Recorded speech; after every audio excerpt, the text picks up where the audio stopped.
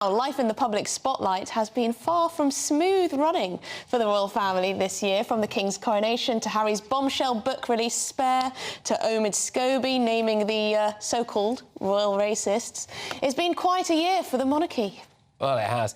Here to go over some of the highlights is the wonderful Charles Rae, former Royal Correspondent for The Sun. Charles, great to have you on the show. Happy nearly New Year to you, my good man. Some of the royal highlights, then. I mean, seeing off Harry and Meghan has got to be up there, hasn't it? They've just shut them up by virtue of not saying anything irresponsible or their ridiculous claims, no? Well, first of all, Happy New Year to you both. I hope it's a great one for you.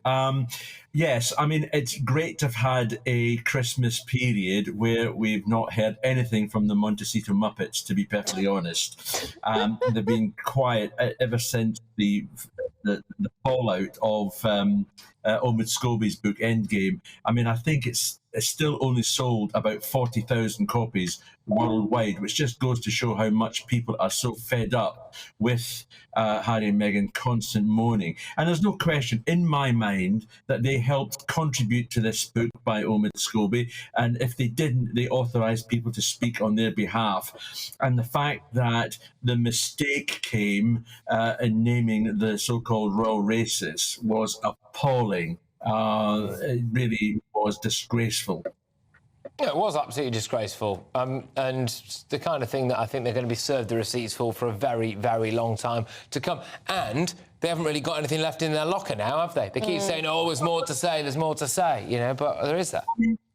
Meghan keeps promising that they've got lots of things, you know, going on their agenda and everything else, and we'll get to hear about them. I mean, they're supposed to be moving from Montecito further into Los Angeles, and people are speculating that's because that'll give Meghan closer proximity to Hollywood and any of the things that she may want to do. We're still hearing that she wants to produce various programs or even go back to acting.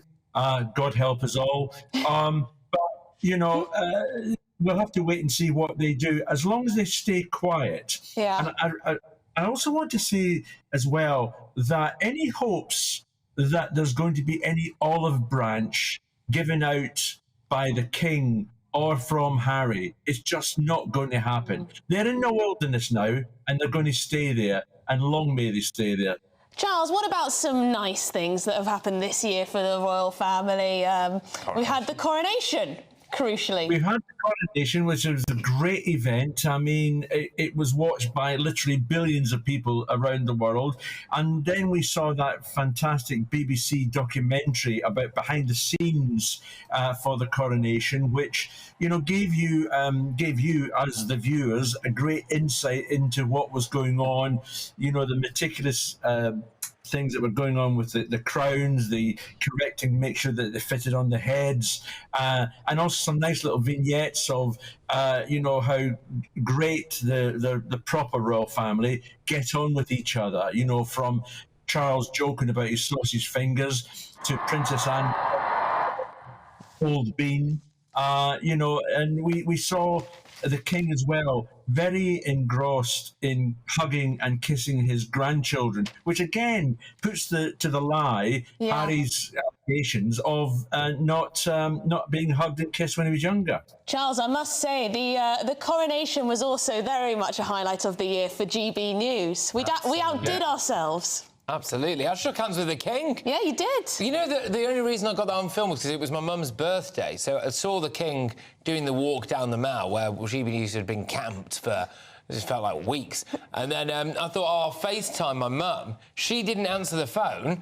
And then I was like, well, I've got my phone out now. I'll just record it. And shook hands with the King. And it was... yes, interesting. Interesting for me, anyway, to actually touch royalty. And no doubt the King never shuts up about it. So, have you washed your hand yet, Patrick? No. I hope he has, Charles. No, I haven't.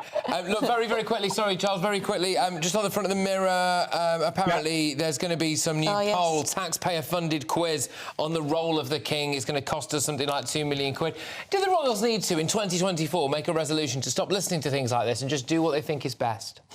I think the government has made a huge mistake in spending this amount of money. They'd have been better off having a poll on how well they're doing. Oh, wait, that's called a general election. We may well have that.